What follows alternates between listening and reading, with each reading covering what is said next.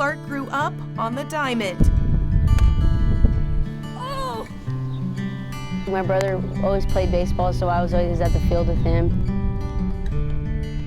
With afternoons spent at the ball field with her dad, hitting and fielding, Avery fell in love with softball. The competitiveness.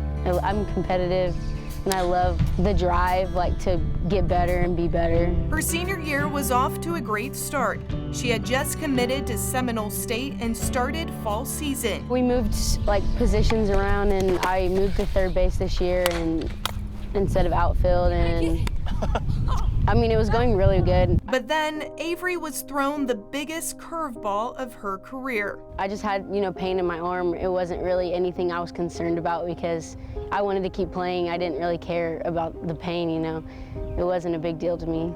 And I went to an orthopedic doctor because I thought I just tore it. But Avery's 2 MRIs revealed a much different result than what she expected. It came back as a rare form of non-Hodgkin's. A type of cancer that affects the lymph nodes and immune system, and a diagnosis the Clarks were shocked to hear. I never even thought it would be cancer. It didn't ever cross my mind. You never wish this on any child, especially your own.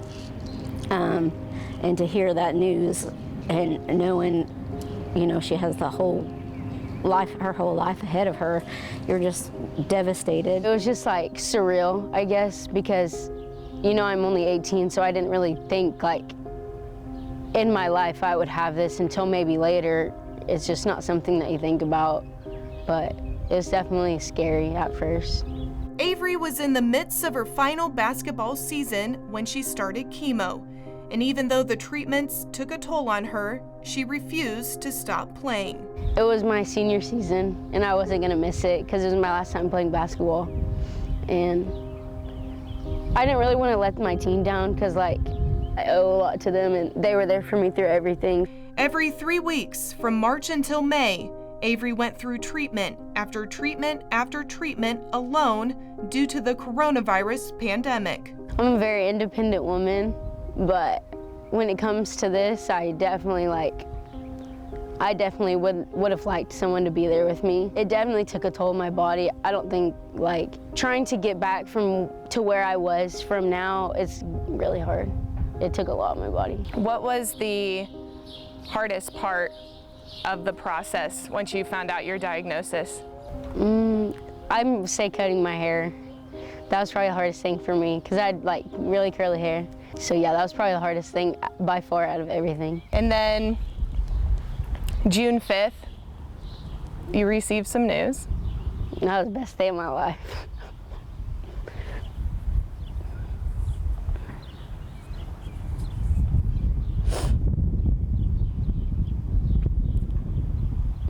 I've been waiting to hear that.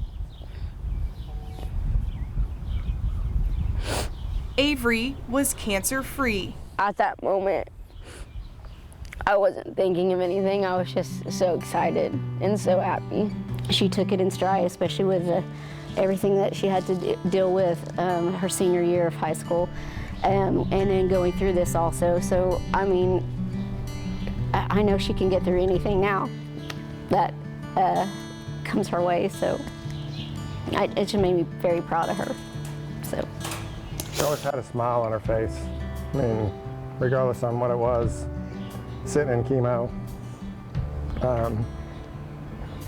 having her signs, that she would display all over Facebook, but she'd always have a smile on her face.